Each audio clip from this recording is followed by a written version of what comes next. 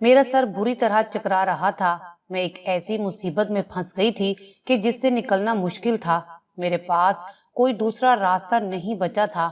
رات مجھے دلہن کی طرح تیار ہونے اور اپنے گھر کا دروازہ کھلا چھوڑے رکھنے کا کہا گیا تھا۔ غربت ایک ایسی اذیت ہے کہ انسان سے وہ سب کچھ کروا لیتی ہے جو وہ کرنا نہیں چاہتا۔ پیٹ کی دوزخ کو روز ایندھن چاہیے ہوتا ہے، ورنہ یہ اپنا آپ نوچنے پر مجبور کر دیتا ہے۔ بھوک ایسی بری بیماری ہے کہ جب لگ جائے تو روٹی چور بھی بنا دیتی ہے، آپ کو کچرے دان سے کھانا کھانے پر مجبور بھی کر دیتی ہے۔ یہ بات ان دنوں کی ہے جب میں گھر کے حالات سے تنگ آ چکی تھی۔ میں نے آنکھ کھولتے ہی غربت دیکھی تھی۔ میری شادی میرے باپ نے ایک بیمار اور بڑی عمر کے شخص سے کر دی تھی۔ مجھے کہتا تو کما کر لا، میں گھر میں سکون کروں گا۔ اب مجھ سے کام نہیں ہوتا۔ میں لوگوں کے گھر ملازمت کرنے لگی تھی، لیکن بامشکل ہی گھر کا خرچہ اٹھا پاتی تھی۔ پھر وہ مجھے روز یہ کہنے لگا کہ مجھے چکن کڑھائی بنا کر کھلایا کر اور گوشت روز لے کر آیا کر۔ میری تنخواہ بہت کم تھی، میں گھر کا بوجھ ہی بامشکل اٹھا رہی تھی۔ دوائیوں کا خرچہ مجھ سے پورا نہیں ہوتا تھا، اور اب اس شخص کی یہ فرمائش کہ میں روز چکن کڑھائی کھاؤں گا۔ پہلے پہل تو میں اپنی مالکن سے گوشت مانگ لیتی تھی، وہ بھی میرے بیمار شوہر کا سن کر تھوڑا بہت دے ہی دیتی تھی۔ وہ ایک مخصوص کسائی سے گوشت خریدتی تھی۔ ایک بار مجھے بھی ساتھ لے گئی۔ کسائی نے پہلے میری بیگم صاحبہ کو دیکھا اور مسکرایا، پھر مجھے سر سے پیر تک دیکھا۔ اس کی نظریں میرے چہرے پر آ کر کچھ دیر کے لیے جم گئی تھیں۔ میں نے اپنے چہرے کا رخ بدل لیا تھا۔ میری مالکن گوشت والے سے کہنے لگی کہ یہ میری ملازمہ ہے، روز اسے آدھا پاؤ گوشت دے دیا کرو۔ وہ کسائی مجھے روز آدھا پاؤ گوشت دے دیتا، جس کی میں چکن کڑھائی بنا کر اپنے شوہر کو کھلا دیتی، لیکن ہر بار وہ کسائی مجھے پاؤں سے دیکھنا شروع کر دیتا تھا اور اس کی نظریں میرے پورے وجود پر سفر کرتی۔ مجھے الجھن سی محسوس ہونے لگی تھی۔ اکثر جب بھی میں اس کی دکان پر جاتی وہ اکیلا ہی ہوتا۔ اگر چند گاہک بھی ہوتے تو مجھے ان گاہکوں کے بعد گوشت دیتا، حالانکہ مجھے تو چند بوٹیاں ہی دینی ہوتی تھی، لیکن وہ مجھے وہیں کھڑا رکھتا۔ جب میں اکیلی اس کی دکان پر رہ جاتی تو مجھے گوشت دیتا۔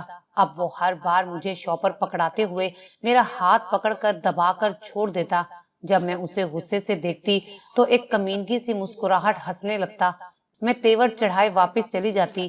میں شوہر کی گوشت خوری کی عادت کی وجہ سے مجبور اس کی بدتمیزی برداشت کر رہی تھی، لیکن ایک بار مجھے بڑی حیرت ہوئی جب اس نے مجھے 1 پاؤ کے بجائے 1 کلو گوشت دے دیا۔ میں نے کہا کہ آج اتنا زیادہ کیوں؟ کہنے لگا کہ میری طرف سے رکھ لو۔ پھر مجھے دیکھ کر کمینگی سے ہنسنے لگا۔ جی چاہا کہ اس کا گوشت اس کے منہ پر ماروں، لیکن میں انکار نہ کر سکی کیونکہ شوہر کی مار زیادہ اذیت دیتی تھی۔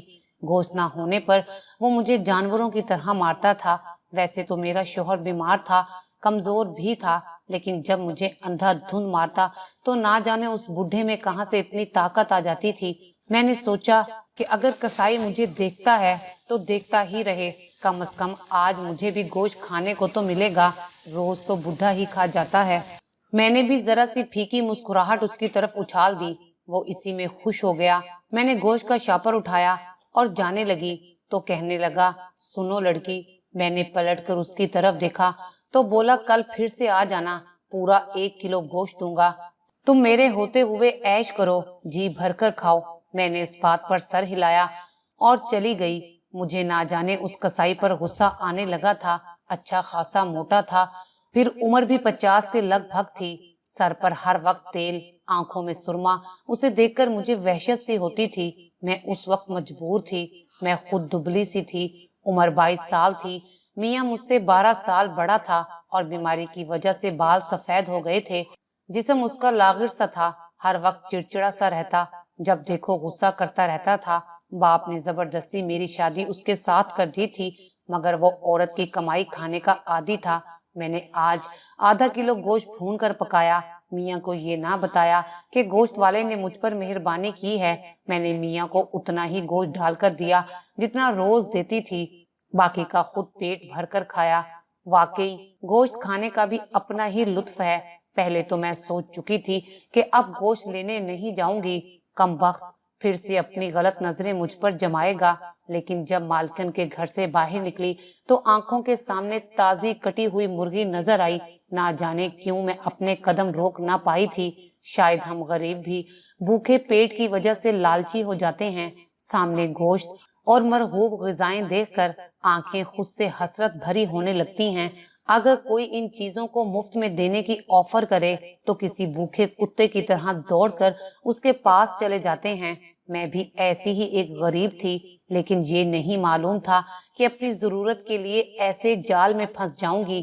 وہ قصائی شکار کے کئی گن جانتا تھا، مجھے ایسے جال میں پھنسا چکا تھا کہ میرے پاس دوسرا کوئی راستہ نہیں تھا۔ میرے قدم خود بخود اسی قصائی کی دکان کی طرف اٹھنے لگے۔ میں نے سوچا کہ میں اس کی نظروں کو نظر انداز کر دیتی ہوں، ویسے بھی تو آتے جاتے کتنے ہی لوگ بری طرح سے دیکھتے ہیں۔ میں نے اس بات کو عام سمجھ لیا تھا۔ شیطان شاید انہی باتوں سے انسان کو بہکاتا ہے، اور ہم جیسے لوگ تو ویسے بھی ایسی باتوں میں جلد آ جاتے ہیں۔ میں قصائی کی دکان پر جا کے رکی۔ وہ اس وقت اکیلا اپنی دکان پر بیٹھا تھا۔ مجھے دیکھ کر اپنی مونچھوں کو تاؤ دینے لگا اور پھر کہنے لگا، اے لڑکی، تو روز یہ گوشت لے کر کس کے لیے جاتی ہے؟ میں نے کہا کہ میرا شوہر بیمار ہے، اس کو کھلاتی ہوں۔ یہ سن کر وہ چپ ہو گیا۔ مجھے 1 کلو گوشت بھی دے دیا۔ کچھ دن بعد ہی میری مالکن نے کہا کہ اب وہ میرے میاں کے گوشت کا خرچہ نہیں اٹھا سکتی، اس لیے اب میں گوشت لینے اس دکان پر نہ جاؤں۔ میں نے اس دکان پر جانا چھوڑ دیا۔ میرا شوہر مجھ پہ پھر سے چلانے لگا، مارنے بھی لگا کہ اب تو گوشت کیوں نہیں لاتی، میں نے چکن کڑھائی کھانی ہوتی ہے۔ میں نے کہا کہ میری مالکن مجھے اب تیرے لیے کچھ نہیں دیتی، ایسا کر مجھے کاٹ کر میرا گوشت کھا لے۔ میں روز روز کی مار کی اذیت سے تنگ آ گئی ہوں۔ میں نے خود کو کمرے میں بند کر لیا۔ بڈھا اب چپ ہو گیا تھا، شاید میرے چلانے پر خاموش ہو گیا تھا۔ اگلے روز جب میں کام سے گھر واپس آئی تو سامنے اپنے دروازے پر جو منظر میں نے دیکھا، میری آنکھیں حیرت سے کھل گئیں۔ وہ گوشت والا مسکراتے ہوئے میرے گھر سے باہر نکل رہا تھا۔ میرا شوہر بھی گیٹ پہ کھڑا مسکرا رہا تھا۔ میں اس بات پر حیران تھی کہ وہ کیسے میرے گھر کا پتہ جانتا تھا۔ کیا وہ پہلے سے میرے شوہر سے واقف تھا؟ میں آہستہ آہستہ قدم اٹھاتی ہوئی اپنے گھر تک پہنچی تھی۔ تب تو وہ مجھے دیکھ چکا تھا۔ ایک عجیب سی ہنسی سے وہ مجھے دیکھ کر ہنسنے لگا۔ میرا میاں گھر کا دروازہ بند کر چکا تھا۔ وہ قصائی میرے پاس آ کر کھڑا ہو گیا، کہنے لگا، بہت دن ہو گئے تم دکان پر نہیں آئی، اس لیے سوچا تیرے گھر جا کر تیری خیریت پوچھ لوں۔ میں نے پوچھا کہ میرا گھر کیسے معلوم ہوا؟ کہنے لگا، تیرا اتا پتہ رکھنا میرے لیے مشکل کام نہیں ہے۔ ابھی تیرے میاں کو گوشت دے کر آ رہا ہوں۔ مالکن نے اگر گوشت دینے سے منع کر دیا تھا تو تم مجھ سے لے جاتی، تیرا میرا تو ادھار بھی چل سکتا ہے۔ نہ جانے کون سی تیزی تھی اس کی آنکھوں میں کہ مجھے اس کے پاس کھڑے ہوتے ہی الجھن ہونے لگی تھی۔ میں نے کہا کہ میرے پاس ادھار چکانے کے پیسے نہیں ہیں۔ میرا لہجہ سخت تھا، لیکن شاید وہ ڈٹھائی کے اعلیٰ درجے پر فائز تھا۔ مجھے کہنے لگا، تو پھر بھی لے جایا کر، میں کون سا تجھ سے پیسے مانگتا ہوں؟ تیرے میاں کو کہہ دیا ہے کہ اسے جب بھی گوشت کھانا ہو تجھے میرے پاس بھیج دیا کرے۔ یہ بات اس نے بڑی رازداری سے میرے کان کے قریب آ کر کہی تھی۔ میں جھٹ سے پیچھے ہو گئی تھی اور وہ ہنستا ہوا چلا گیا۔ میں گھر آئی تو شوہر کے چہرے کی مسکراہٹ ہی ختم نہیں ہو رہی تھی۔ کہنے لگا کہ بڑا اچھا آدمی ہے یہ قصائی، اور تیری مالکن بھی دل کی اچھی ہے۔ دیکھا 1 کلو گوشت بھیجا ہے تیری مالکن نے اس قصائی کے ہاتھ، اور یہ بھی کہا ہے کہ جب گوشت چاہیے ہو تو جا کے دکان سے لے آیا کر، اور ہاں تو قصائی کی بات مان لیا کر، وہ بہت اچھا ہے۔ دیکھ ہمارا کتنا خیال رکھتا ہے۔ میاں کی بات سن کر میں حیران ہوئی تھی۔ میں نے تعصب سے اس کی طرف دیکھا۔ وہ قصائی اسے جھوٹ بول کر گیا تھا۔ میں اپنے کمرے میں چلی گئی۔ اس قصائی کی باتیں جو کچھ مجھے سمجھ آ رہی تھی، میرا دل گھبرانے لگا۔ میں غریب تھی، مجبور تھی، لیکن بد کردار ہرگز نہیں تھی۔ نہ جانے کیوں مجھے اس قصائی کی نظروں سے وحشت سی ہونے لگی۔ کبھی جی چاہتا کہ اس کی آنکھیں ہی نوچ لوں، جی چاہتا کہ اس کے چہرے پر تھوک دوں۔ نہ جانے کیوں میری آنکھوں سے آنسو بہنے لگے۔ بڈھا شوہر بھی میری عزت کا سودا کرنا چاہتا تھا۔ خالی پیٹ ہم غریبوں کو کوڑا کرکٹ سے بھی کھانا کھانے پر مجبور کر دیتا ہے۔ میں سوچتی تھی کہ کیا وہ بھی لوگ میرے اللہ ہی کے پیدا کیے ہیں؟ जो आधा खाकर आधा कचरे दान में डालने से पहले एक बार भी नहीं सोचते कि जब उनके पास ना हुआ तो क्या खाएंगे। मेरा तो ये हाल था कि मियाँ का बच्चा कुचा खाना और हांडी पर लगे सालन से रोटी लगा लगा कर पेट भरती थी। मैं तो ये भी शुक्र करती थी कि मेरी कोई औलाद नहीं थी, वरना उसका पेट कहाँ से भरती। एक मुसीबत मुझ पे ये नाजिल हुई थी कि मेरा काम छूट गया था। मुझे मालकन ने नौकरी से निकाल दिया था कि उसकी पुरानी मुलाजमा वापस आ गई है। मैं नौकरी की तलाश में मारी मारी फिरती थी, लेकिन कोई रखने को तैयार ही नहीं था।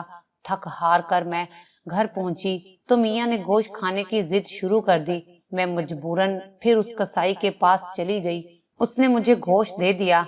ये सिलसिला महीना भर जारी रहा। एक बार मुझसे कहने लगा कि उसकी दुकान के पीछे ही उसकी रिहाइश है, तू अगर मेरा दिल खुश कर दे तो तुझे गोश्त भी दे दूंगा और बहुत से पैसे भी, और ये भी कहा कि तेरे बूढ़े शोहर को भी कोई इतराज नहीं। मैंने साफ इनकार कर दिया तो फिर वो गुस्सा कर गया। कहने लगा कि एहसान फरामोश, कब से मुफ्त खोरी लगा रखी है, मुझे कल ही अपने सारे पैसे वापस चाहिए। या तू पैसे दे दे या फिर मेरा सारा गोश्त वापस कर।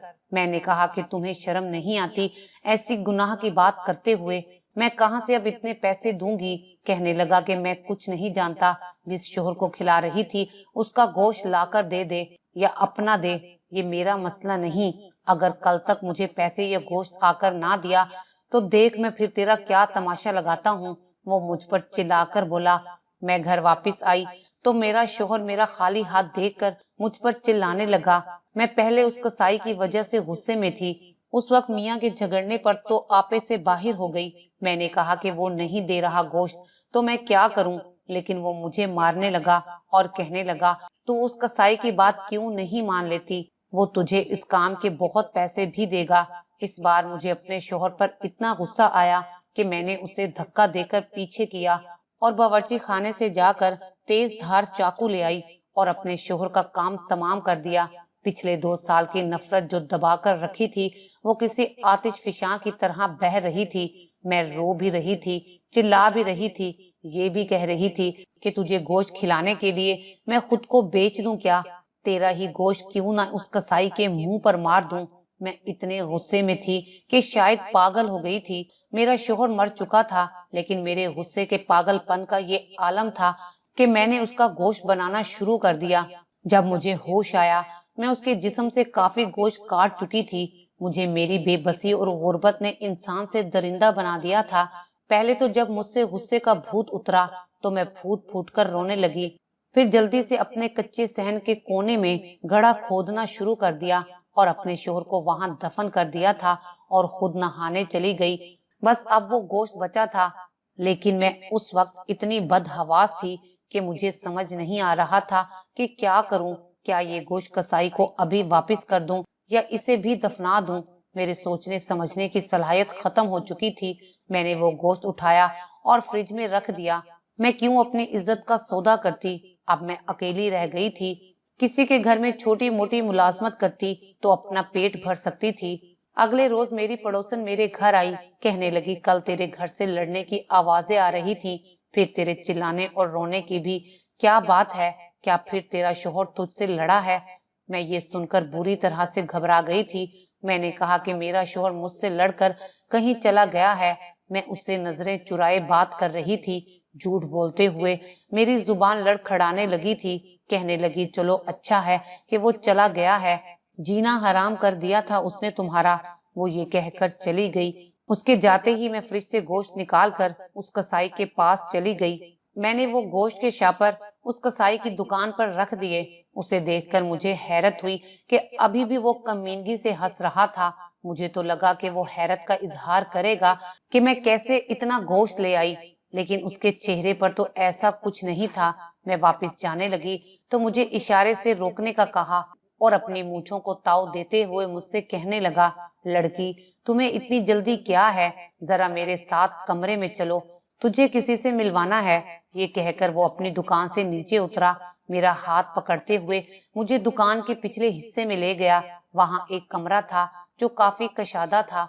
वहां जो मंजर मैंने देखा मेरी रूह फना होने के लिए काफी था। वहां तो मेरा शोहर मैं मरे मरे कदमों से घर लौटी, सीधा अपने कमरे में जाकर अपना सर पकड़कर बैठ गई थी। मेरे आंसू बतदरीज बह रहे थे। मुझे वो अय्याश कसाई बुरी तरह से फंसा चुका था।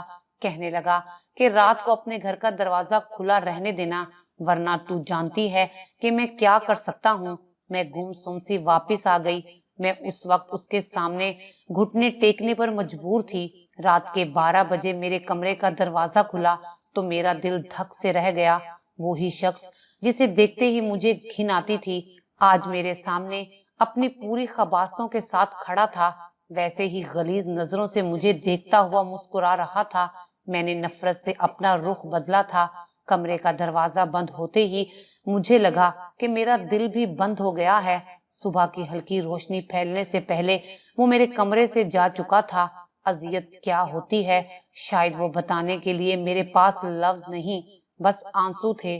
गुनाह की अजियत सबसे बड़ी अजियत होती है। जब अपने शिकंजे में इंसान को फंसाती है तो आजादी मुश्किल हो जाती है। मुझे उस वक्त अपना आप किसी गंदे बदबूदार जोहर से भी ज्यादा बुरा लग रहा था। मुझे यकदम ही अपने वजूद से बू आने लगी थी। मैं उठकर गुसल खाने में चली गई। 2 घंटे के बाद बाहर निकलकर मुझे लगा कि मैं अब भी नापाक हूँ। शायद गुनाह की बू इंसान के वजूद से कभी भी नहीं जा पाती, लेकिन ये गुनाह करने पर मैं मजबूर थी। वो कसाई अपना वार चला चुका था। उसने मुझे बताया था कि जब उसने मुझे पहली बार देखा था तभी उसकी मुझ पर नीयत खराब हो गई थी। तभी उसने मुझ पर मेहरबानियां करना शुरू कर दी थी। दूसरी तरफ मेरी मालकन को मेरे खिलाफ करता रहता था, ताकि मेरे पास उस कसाई की बात मानने के अलावा दूसरा कोई रास्ता बाकी ना रहे। वो मालकन से कहता था कि आपकी मुलाजमत झूठी है, उसका शोहर तो सही सलामत है। मेरी मालकन ने इसलिए पहले तो मेरे शोहर को गोश्त देने से इनकार कर दिया। उसके बाद उस कसाई ने मेरी मालकन को ये भी कह दिया कि मैं चोर हूँ। उसने खुद भी मुझे चोरी करते देखा है। मेरी मालकन डर गई थी, इसलिए मुझे नौकरी से भी निकाल दिया। वो मेरे शोहर को मुफ्तखोरी का आदी बनाने लगा था। मेरी नौकरी जाने की वजह से हम उसके भेजे हुए गोश्त खाने पर मजबूर हो गए थे, और उस कसाई ने मेरे बूढ़े शोहर को भी अपने हाथ में कर लिया था। जब उसने देखा कि मेरी कहीं नौकरी नहीं लग रही तो उसने अपने पैसों का तकाजा कर दिया। मुझे तैश दिलाया कि मियाँ का ही गोश्त उसे ला कर दूं, ताकि मैं गुस्से में यही कदम उठाऊं। मैं पहले ही गुस्से में थी। मियाँ से झगड़ा हुआ और मैंने उसको खत्म कर दिया। वो कसाई उस वक्त मेरे घर की दीवार फलांग कर मेरे सहन में लगे दरख्त के पीछे छुप गया था। उसे पता था कि मैं गुस्से में हूँ, इसलिए कोई इंतहाई कदम जरूर उठाऊंगी। उसने मेरी वीडियो बना ली थी। जब अगले रोज मैं उसे गोश्त देने गई तो उसने मुझे कमरे में ले जाकर अपने मोबाइल पर वही वीडियो दिखाई थी। फिर कहने लगा कि अगर मैंने उसकी बात से इनकार किया तो मुझे पुलिस के हवाले कर देगा। मैं बहुत डर गई थी। कुछ भी हो, इंसान अपनी मौत से डरता है। मेरा डरना घबराना एक फितरी सी बात थी। मैं उसके सामने हाथ जोड़कर उसकी मिन्नत समाजत करने लगी कि वो मुझे पुलिस के हवाले ना करे। मेरे आंसू और बेबसी पर वो मुस्कुराता रहा। कहने लगा कि तुम मेरी बात मान लो, मैं तुम्हारी जान बख्शी कर दूंगा। मुझे कभी किसी शख्स से इतनी नफरत नहीं महसूस हुई थी जितनी उस वक्त उस कसाई से हो रही थी। मैं उस वक्त इतनी बेबस थी कि अपने शोहर को खत्म करके भी अपनी गैरत को बचाने में नाकाम रही। मेरे पास उसकी बात मानने के अलावा दूसरा कोई रास्ता ना था। मैं अपने घर बड़ी मायूस होकर लौटी और रात को वो शख्स अपनी जीत का जश्न मनाने ही आया था, लेकिन मेरे लिए सब बहुत करबनाक था। 4 दिन मैं घर से बाहर ना निकली। भूख लगती तो घर में जो भी रखा था खा लेती। 5वें दिन उस शख्स ने अपने मुलाजिम के हाथ मुझे गोश्त भेजा और साथ में एक पर्ची भी। मैंने बेचैन हाथों से दोनों चीजें पकड़ी और दरवाजा बंद कर दिया। मैंने गोश्त का शॉपर ही जमीन पर रख दिया। अब पर्ची खोल कर देखी तो आज फिर से मुझसे वही फरमाइश कर रहा था जिसकी पिछली अजियत में अब तक ना भूली थी। मैंने वो गोश्त भी ना पकाया, वैसे ही कच्चा फ्रिज में रख दिया। रात को जब पेट की भूख ने बिलकने पर मजबूर किया तो घर रखी दाल बनाई और खा ली। रात को मैंने दरवाजा अच्छी तरह से बंद किया, कमरा भी बंद करके सोई। रात को मेरे घर का दरवाजा बड़ी जोर से बजने लगा। मैंने घबराकर दरवाजा खोला तो वही कसाई सामने खड़ा था। آج بڑے غصے میں کہنے لگا کہ باہر کا دروازہ کھلا کیوں نہیں چھوڑا؟ میں بڑی مشکل سے دیوار پھلانگ کر آیا ہوں، کیا چاہتی ہو تم؟ جیل بھیج دوں تمہیں؟ میں اس کے سامنے رونے لگی۔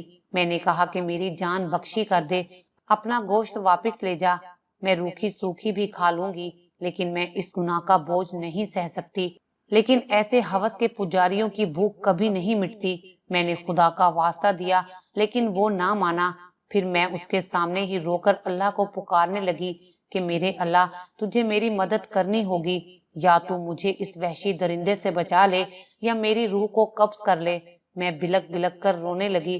میں تڑپ کر اپنے رب کے حضور فرش پر ہی سجدے میں گر گئی تھی۔ میری بات پر وہ ہنسنے لگا، کہنے لگا کہ ڈرامے بازی بند کر۔ اس نے میری چٹیا پکڑی تاکہ مجھے سجدے سے اٹھا سکے، لیکن یکدم ہی مجھے چھوڑ کر پیچھے ہٹ گیا۔